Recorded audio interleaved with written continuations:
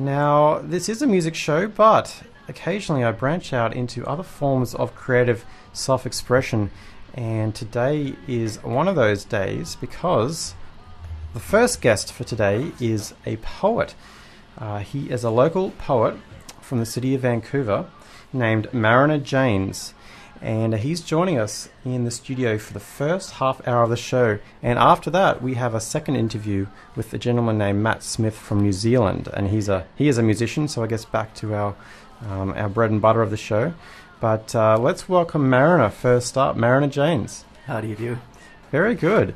Thanks so much for coming down and making it just in the nick of time. I know it's it's difficult. You literally clocked off work an hour ago. We're seeing across town. Yeah. Mariner is one of the hardworking chaps that I know in the downtown east side, working full-time for the people, for the Portland Hotel Society. And Mariner also is a poet. And I mean, I'm going to ask him very soon about how he balances the life of social activism and service to a community in a troubled part of the city, which is very stressful, with his work as a writer, which he's very committed to. So how are you today, Mariner? I'm very well. Thanks so much for coming down. Thanks for having me. A pleasure. We've been talking for a while, at least since your book launch for the Monument Cycles. And we realised that this week was a good time for you to come in because you're going to be part of the Word Festival? That's right. The recently rebranded Word on the Street Festival, which has changed into the Word Vancouver Festival, which has already started. It kicked off day before yesterday, and then is continuing until Sunday. And I will be reading at noon on Sunday in the Poetry Tent. Great. Well, let's get right into a poem so people know exactly what they might expect tomorrow, and then we're going to have a great chat here with Mariner James. He's a local Vancouver poet. Cool. This is one called City of Dust, and this is from the book The Monument Cycles. City of Dust. Stolen in like rumbles beneath the eyes, less likely to kiss than to fondle. Grave, unexpected joy, bearable, not fuzzy. Cigar, lunch, banking, it was a Joseph Conrad moment. Sweating it in, rather. No toil equals no blissly sums. The other great use of sawdust is that it soaks up blood so easily. She rose like a tangent wind and just pried me open. She never looked back except for that one time. Got a new tattoo, unconvinced but wishing I could believe my own thoughts. Clock ticking, an unconvincing cliché, but accurate nonetheless. Time in, time out. Coagulation of the thought.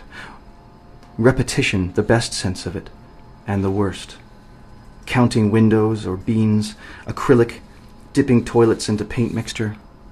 But even when time should be yours in your mind, if your body cannot be a single line of thought, is hard to sustain in the din and the slurping, sucking sound of the paint vat calling to me like oblivion in a black dress. Is it wrong to consider death for myself so close to the wake of a death here beside me? Is it only human, tasteless like strychnine or gas bills? Thank you, Mariner. That was a poem read live here in the studio. Mariner James is a local poet, and he is published in a book called The Monument Cycles.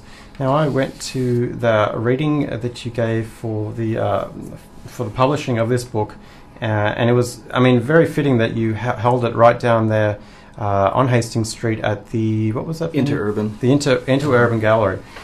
Because Mariner is part of the community working in the downtown east side. First up, that poem there, what can you tell us about that poem? I guess it's kind of an awkwardly kind of joined together, rather than one kind of long lyrical kind of flowing piece. It's very much a kind of series of jammed together thoughts and worries and fears and thoughts about mortality and death and suicide. Yeah, all the happiest stuff I could think of for the evening. Yeah.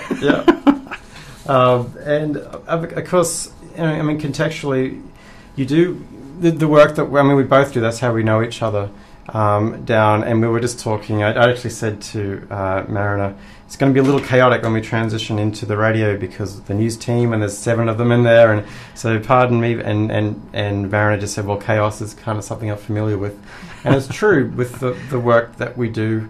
How have you maintained your practice? Has it been even more important since starting working there? Or? Yeah, I think so. I mean, I think that a lot of it has been that my poetic kind of practice and study and kind of work towards getting it actually done has kind of arisen out of that work as kind of started to mature in and around that time that I started working. I don't know if it's mature yet. Maybe it's still maturing. Maybe it'll never be mature. I hope not. Jesus.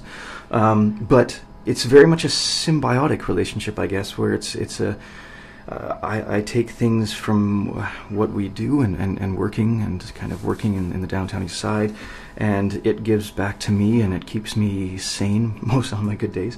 And it's very a two-way street that feeds forwards and backwards. It's kind of a feedback loop where I write towards the streets, and the streets sometimes write back towards me, or I take things that I find from there and just ruthlessly exploit them and try and give some kind of voice to either places or people or things that are voiceless very often, or shut up or shut down. Exactly, and that you have a very personal approach to this, but at the same time not sensationalizing of. I mean, unfortunately, there is that side of some of the art that comes out of the neighborhood, and this is definitely not, in my opinion. It's very tastefully written, and some of the detail is definitely through having spent time in the community and being empathetic. Absolutely, and that's something that I struggled with for a very long time, and I don't think I'll ever stop struggling with it, but I got to a point where I just had to say, you know what, I'm not going to fight this fight in my mind anymore. I'm not going to keep struggling with, at what point do I say, this is exploitative, or this is not exploitative, or writing away or towards exploitation, or trying to struggle with those things, and it became such a battle in my mind that I just decided to give up and just publish it anyway, and just write it anyway. Yeah. And to be have a kind of a nuanced approach also to the history. There's one poem that jumped out at me, which was the Militant Mothers of Raycam.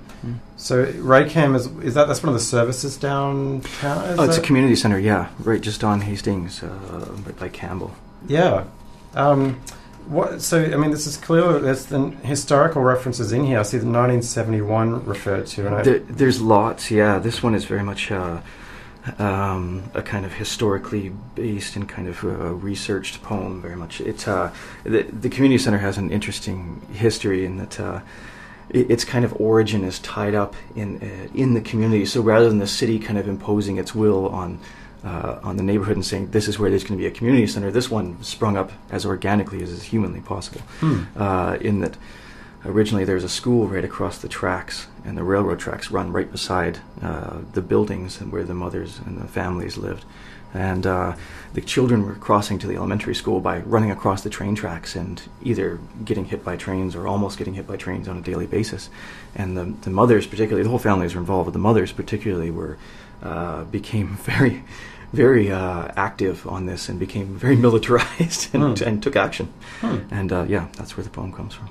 Oh, interesting. And I wonder to this day if the legacy of that has left. The strong women are still running it, and with that, I'm sure, with those memories intact. And yeah, that's fascinating. Well, we're talking with Mariner James. He is a local poet.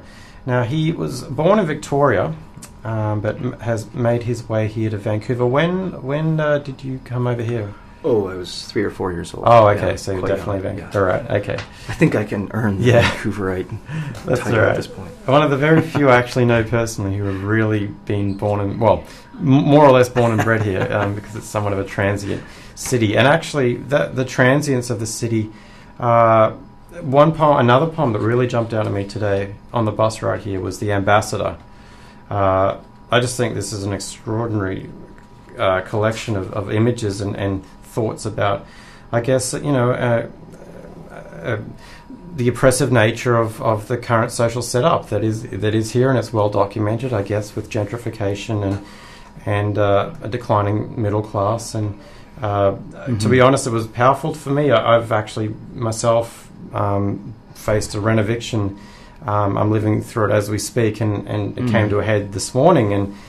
And sitting on the bus with those emotions flooding through me and reading this poem, I couldn't have thought of a better poem to read and to make me feel that other people around are thinking about what's really going on to individuals. Did you want to speak to that at all, the ambassador? Or? Yeah, I mean, I can read it if you like. It's kind of a difficult thing to speak to. Yeah, that's true. Yeah, I hope I did it some justice with my own.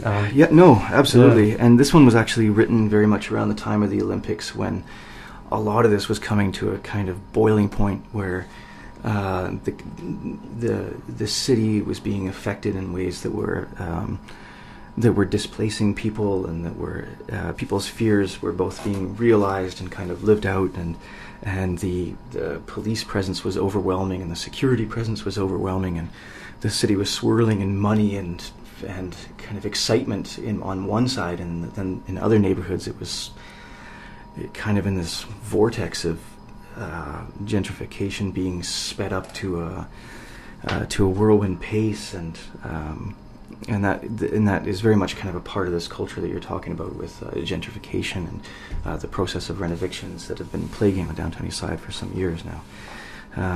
Yeah, that's very much a part of it. So this poem is called The Ambassador. The Ambassador. I represent a city called Death. Steam rises out of the bones. Tombs crawl languished through breakfast restaurant. I represent a city called Security. I will not hold your hand through the training exercises. If you have questions about the relocation of your business, belongings, family, they may be put in writing and mailed to Under the Gun, 449 Great Northern Way. Shockingly good news. I represent a city called Handcuffs, called in face down and muffled. Seize us, please help us, this is an SOS. 52 nautical miles north by northwest. I represent a city called Transnational, here today, never left. You'll need a rifle to find the flashlight. I represent a city called Bright Lights, powered by the grip of the labor forces and held out like a candle to the ocean. There is blood and sawdust, and no one swims under any milky haze. I represent a city called Home, where refugees cling to a notion of citizenship that waves through changing political winds. The hunger that day will not kill you. That's not how hunger works. Staring at my toes and thinking of a full hot meal in a safe place. I represent a city called Whirlpool, where dreams are liquefied and spun, where organs are crushed and turned into a paste for bread, where bureaucrats sharpen public knives and the dawn congeals into a soft drink. I represent a city called Anchor, where the call of duty is nothing but a civic nod and a bagel. I represent a city called Trust, where lovemaking is the real deal, man, where nothing but taxes comes between us.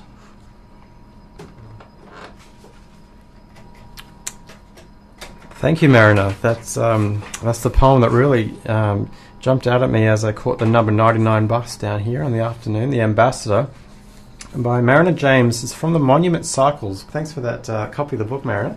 So, my pleasure. Now, of course, any creative individual is always working on something.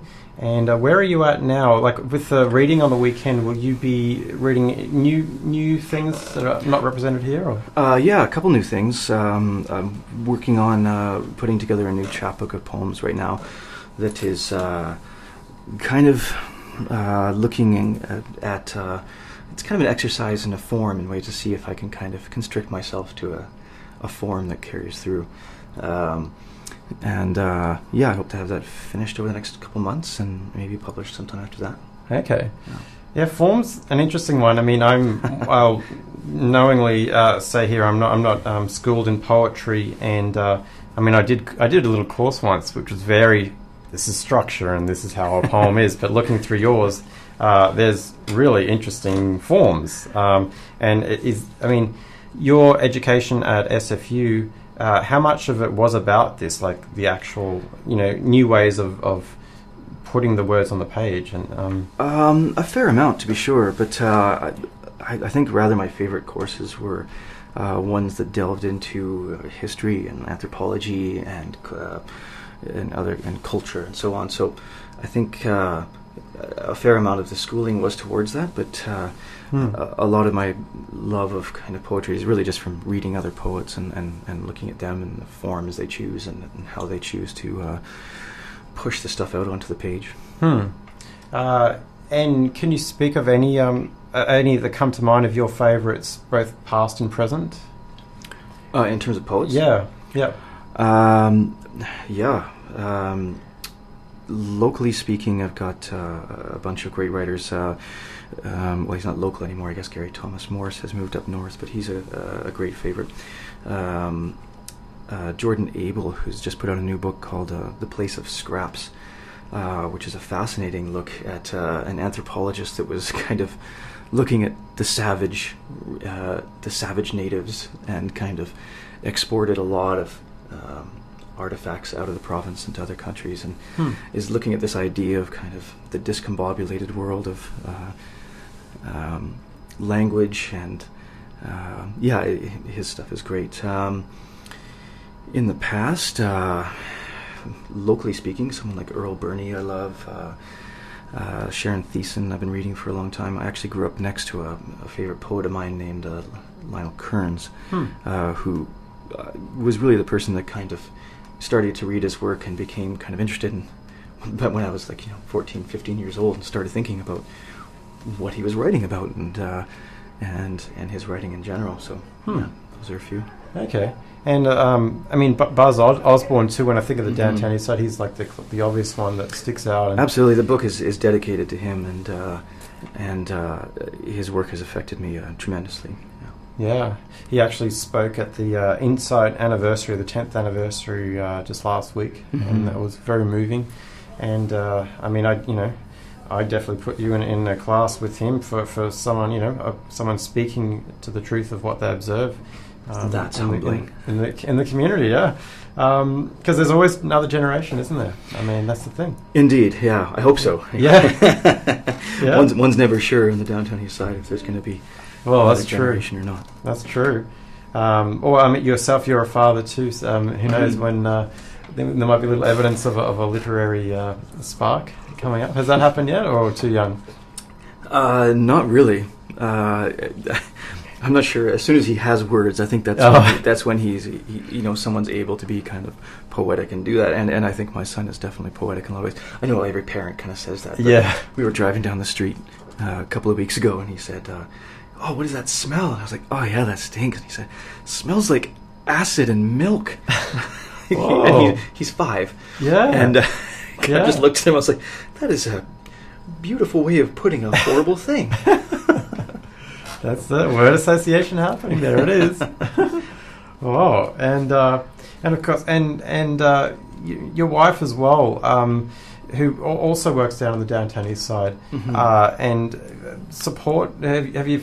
I mean, you're a man. I mean, well, I can only assume you've found some semblance of balance because you have a family and you have a work that you're committed to and a creative outlet.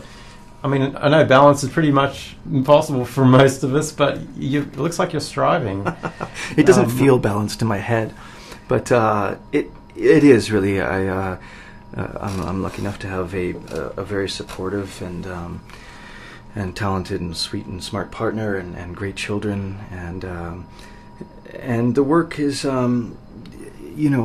frustrating and chaotic, as you mentioned, and it is all those things, but it is also, I think it's something inside of the people that are drawn to this work that not necessarily they thrive off the chaos, but they're able not to be swallowed by it in ways that are destructive. And I like to think that I'm able to kind of, via osmosis or whatever else, absorb some of that chaos and turn it into something fruitful and something creative. That's my goal, my hope, anyway. Yeah, I totally relate. And it's why I continued with this show, no matter how stressed I might be, or huffing and puffing to get here, or I've just started to write some songs too at home, and there's something that I can totally relate to what you're saying, and hundreds of us who work there can as well. So we are talking with Mariner James. He is a local poet. The Monument Cycles, but you have been published also in some periodicals. Is that right? Yeah, West Coast Line published a poem that's in there, Vanishing Point, and there was a chapbook that came out before that called Blueprint, and other periodicals. I Am magazine published a few pieces. And, yeah. Okay, and what do you think of at least one more? Do you feel like reading another? Yeah? Absolutely, yeah. How about a music one, since we're... Oh, yes, the Robert Johnson. Yeah. Is that, are you a huge blues fan, or why Robert Johnson? I think I am I'm into everything. I really am. And people say that, but I really am. Go home and put on some Aphex Twin, then Patsy Cline, then Robert Johnson. But I'm particularly interested in him because I think his life is just about as interesting as the music.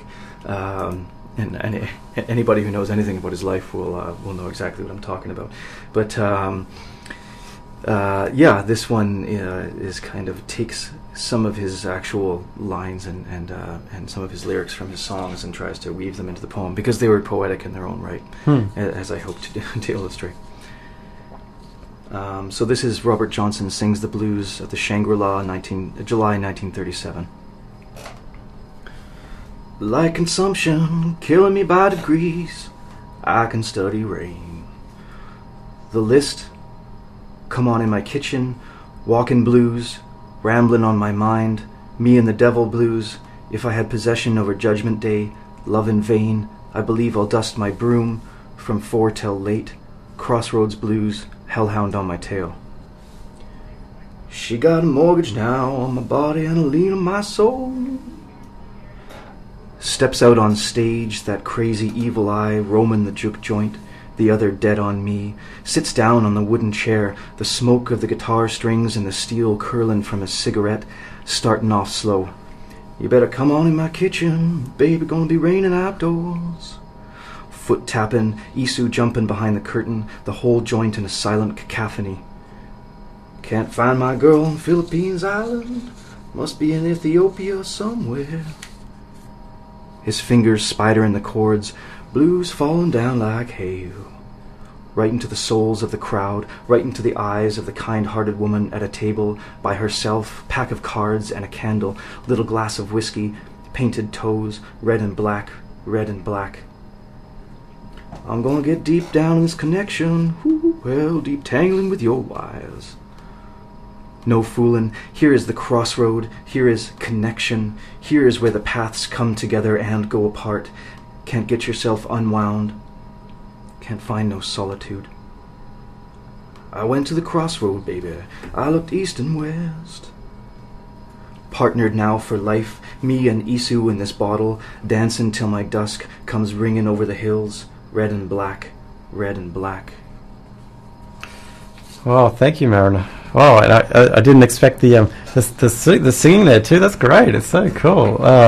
Have you done that one much at readings and stuff like that? It lends itself well. Yeah, once in a while. Yeah. That's great. So that was a poem about Robert Johnson, the great blues artist who sold his soul at the crossroads, or supposedly. No one really knows, but. That was, I guess, probably the last one we have time for Mariner to read live. But just as a reminder, you can catch Mariner at the Word Festival in Vancouver on Sunday. Mm-hmm. Yeah, Sunday at noon. Sunday at noon, in the poetry tent beside Library Square there. Library Square. Oh yes, okay, yes, I remember going to this last year. Great. So that's the Word Festival, which was previously called Word on the Street. Word on the Street. That's right. Okay. And would people be able to find copies of your book on Sunday too? We'll have some copies of the book there. I think just about everybody that's reading at the festival has their books on sale at the tent there. But you can also buy them either online from Amazon and so on, or your local bookstore. If they don't have it, they can order it in ASAP. That's right. So Mariner Janes, and the book is called The Monument Cycles, his latest collection. Thanks so much for coming in, Mariner. Thanks for having me. No problem at all. It's always a treat to have some poet. You're now the second poet we've had. We've had Weldon Hunter. If you're listening, Weldon, you were great. Come back again. And any other poets out there, if you're listening, I'd love to open the studio to more and more poets. There's never enough time. I mean, what am I saying? There's plenty of time to come on this show. So send me a line. Austranded Radio is the website, and you can find a link there to an email. But please, poets, don't be shy. I would love to hear from you. Thank you, Mariner. Thank you.